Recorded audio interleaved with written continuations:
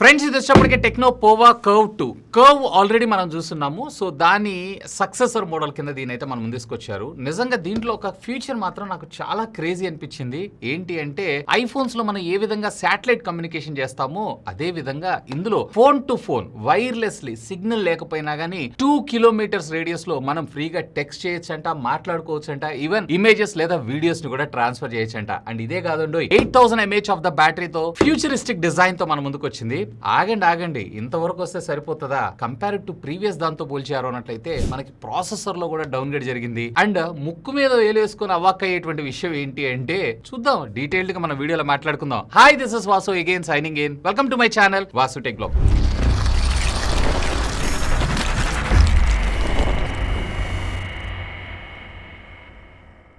So ఇది friends మనకి techno పోవా కర్వ్ 2 అని చెప్పి.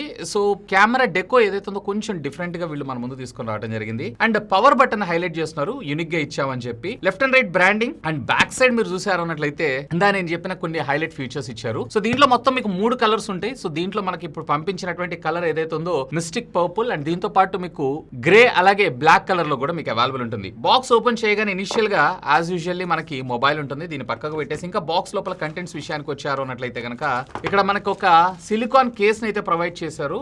ట్రాన్స్పరెంట్ బట్ యూజ్ చేయగా ఎల్లో కలర్ అవుతుంది, ఇదైతే కామన్. అండ్ కొన్ని స్క్రీన్ డస్ట్ రిమూవింగ్ స్టిక్కర్స్ తో పాటు యూజర్ మాన్యువల్, అలాగే కొంత paper work and 45 watts of fast charging technology along with type A to type C cable. 8000 mAh of the battery తీసుకొచ్చారు కదా, దీన్ని అట్లీస్ట్ 60 వాట్స్ లేదా 80 వాట్స్ తీసుకొస్తే ఏం పోయేది. సో ఇంకొంచెం బెటర్ గా ఉండేది. ఎనీవే చూద్దాం ఇంకా బెటర్ గా దీనిలో ఏం చేశారు ఏంటి అనేది. So here is the mobile. Wow, ఇది నాకు ఐఫోన్ 7 ప్లస్ అలాగే ఐఫోన్ ఇప్పుడు రీసెంట్ గా లాంచ్ చేసినటువంటి ఐఫోన్ 16e ఉంది చూసారా, లేదా ఐఫోన్ 17 ఎయిర్ ఉంది చూసారా, సింగిల్ కెమెరా. ఈ రెండింటి కాంబినేషన్ తో డిజైన్ చేసినటువంటి డిజైన్ లాగా అనిపిస్తుంది ఈ కెమెరా డెకో, ట్రయాంగిల్ లాగా. కానీ వీళ్ళు చెప్పడం ఏంటంటే స్పేస్ షిప్ ని ఇన్స్పిరేషన్ గా తీసుకుంటూ మేము ఈ డిజైన్ ని తయారు చేసామని అంటున్నారు. చూడటానికి మాత్రం ఫ్యూచరిస్టిక్ గా ఉంటుంది. ఖచ్చితంగా ఫోన్ ఇట్లా పట్టుకోగానే వావ్ ఇది ఏ ఫోన్ అని చెప్పి ప్రతి ఒక్కళ్ళు ఖచ్చితంగా అడగటం అయితే జరుగుతుంది. సో బ్యాక్ సైడ్ అంతా కూడా వీళ్ళు పాలీకార్బోనేట్ ప్లాస్టిక్ బ్యాక్ తో రావడం జరుగుతుంది.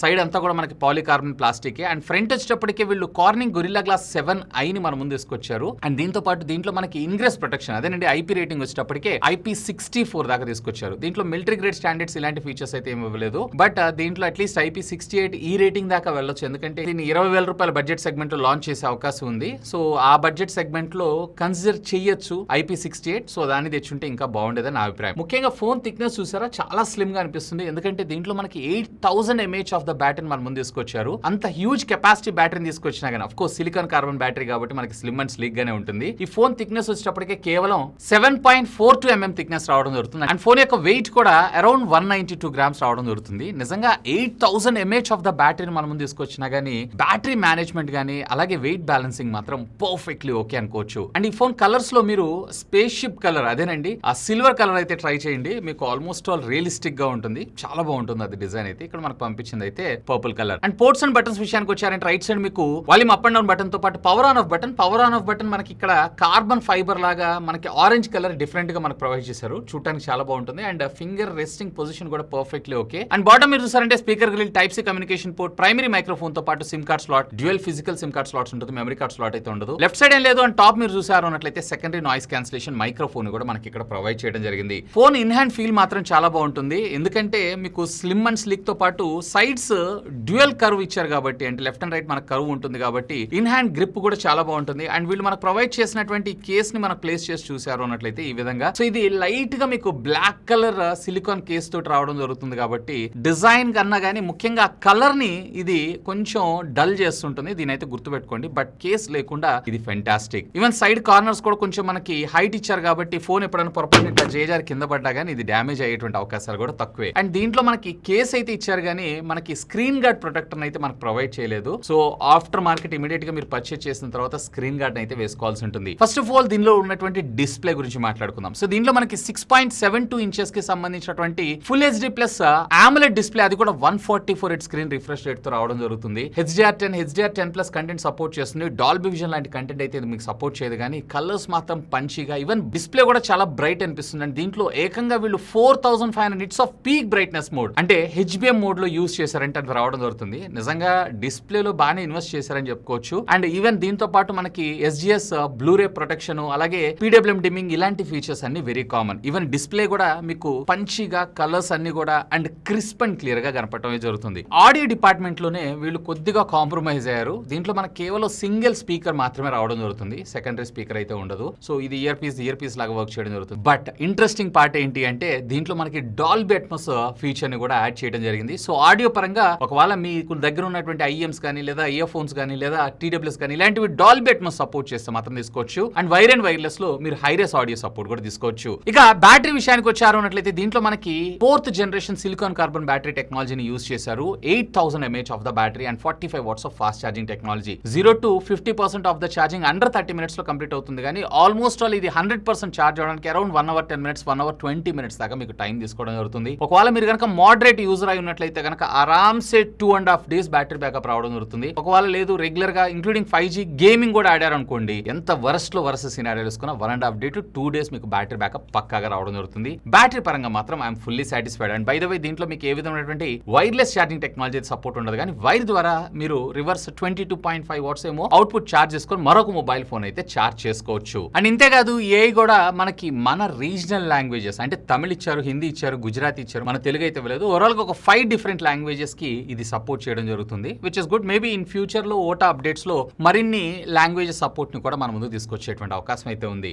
ఇక ప్రాసెసర్ గురించి మాట్లాడదాం. ఇక్కడే మనకు కొంచెం డౌన్ గ్రేడ్ అనిపిస్తుంటుంది. ప్రీవియస్లీ వీళ్ళు టెక్నోపోవా కర్వ్ ఏదైతే ఉందో దాంట్లో మనకి మీడియాటెక్ డిమెన్సిటీకి సంబంధించినటువంటి 7300 ప్రాసెసర్ ని మన ముందు తీసుకొచ్చారు. బట్ ఈసారి దీంట్లో మనకి 7100 ప్రాసెసర్ ని మన ముందు తీసుకొచ్చారు. సో దాంతో కంపేర్ చేశారంటే ఇది ఒక 2 nanometer ఎక్కువ ఉంటుంది, అది 4 nanometer, ఇది వచ్చేటప్పటికి 6 nanometer. పర్వాలేదు, డే టు డే టాస్క్లు ఇట్లాంటి వాటిని నీట్ గా హ్యాండిల్ చేయగలదు, లాగ్ హ్యాంగ్ ఇలాంటిది అయితే ఏమి ఉండదు. కానీ ఒకవేళ మీరు కనుక మోడరేట్ గేమర్ అయి ఉన్నట్లయితే కన్సిడర్ చేయండి. సో హెవీ గేమింగ్స్ BGM ఇట్లాంటివి అయితే ఆడుకోవచ్చు, కానీ హెవీగా ఆడాలి, నాకు హెవీ ఫ్రేమ్ రేట్ తో కావాలి అలాంటివి అయితే మీకు ఇందులో రావటం కొంచెం కష్టమే. బట్ దీంట్లో వీళ్ళు ఈసారి మరొక 2 అదనంగా చిప్ సెట్స్ అయితే యాడ్ చేయడం జరిగింది. మొదటిగా వచ్చేటప్పటికి S1 చిప్. సో ఇది వచ్చేటప్పటికి మీకు సిగ్నల్ ని బూస్ట్ చేయడంతో పాటు, అంటే ఒకవేళ మీరు సబ్వేస్ లో పోతున్నా, లేదన్నట్లయితే మెట్రోలో పోతున్నా, లేదా ఐసోలేటెడ్ ఏరియాస్ లో సిగ్నల్ ప్రాపర్ గా లేకపోయినా, ముఖ్యంగా ఒక ఫోన్ నుంచి మరొక ఫోన్ ని 2 kilometers రేడియస్ లో, అంటే టెక్నో టు టెక్నో మాత్రమే, సో ఆటోమేటిక్ గా మీరు వైర్లెస్ గా కమ్యూనికేషన్ అయితే చేసుకోవచ్చు. లైక్ ఫోన్ కాల్స్ కానీ, టెక్స్టింగ్ కానీ, లేదన్నట్లయితే